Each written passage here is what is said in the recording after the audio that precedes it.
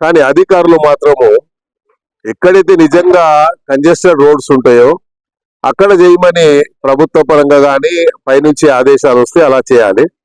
కాకపోతే వాళ్లకు వీళ్ళు ఎక్కడ అనిపిస్తే అక్కడ మాత్రం అడ్డగోలుగా చేస్తున్నారు అనేది నా అభిప్రాయం. అందుకనే నేను ముఖ్యమంత్రి గారి దృష్టికి తీసుకెళ్తాను. ఎందుకంటే రోజు వ్యాపారం చేసుకుంటే వాడు ఆ రోజు కష్టపడి సపోజ్ రోడ్డు మీద పొద్దున ఇడ్లీ బండి పెట్టుకుంటాడు. ఆ ఇడ్లీ రాత్రంతా కష్టపడి ఇడ్లీలు తయారు చేసుకొని పొద్దున రోడ్డు మీద వచ్చి పెట్టుకుంటే ఆ ఇడ్లీ బండి తీసి పడేస్తే వాడు ఆ రోజు ఏం తినాలి?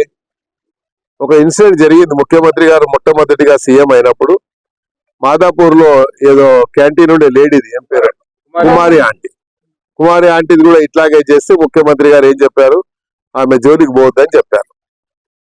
సో అలాగే ఇక్కడ కూడా ఎవరి దగ్గరికి జోలికి పోవద్దని మేము చెప్తున్నాం. ఎందుకంటే వాళ్ళు రోజు రోజు వ్యాపారం చేసుకునే వాళ్ళు.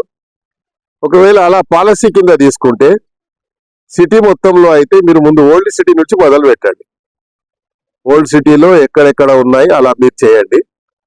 మీకు ఏమి ఇబ్బందులు కలగకుంటే మా దగ్గర కూడా ఇబ్బంది లేకుండా నేనే చెప్తా వాళ్ళకి. కాబట్టి ఇది చేయొద్దని నేను చెప్తున్నాను. ఎందుకంటే దీనివల్ల ప్రభుత్వానికి చెడ్డ పేరు వస్తుంది. ప్రభుత్వం మనకు మంచి పేరు వస్తే 4 కాలాల పాటు మనం కూడా మంచిగా ఉంటాం అనేది నా అభిప్రాయం. ప్రజల అందరూ వచ్చి చెప్పుకోలేరు. ప్రజాప్రతినిధి ఎవరు ఉంటే ఆ ప్రజాప్రతినిధికి చెప్పుకుంటారు మా బాధ అని.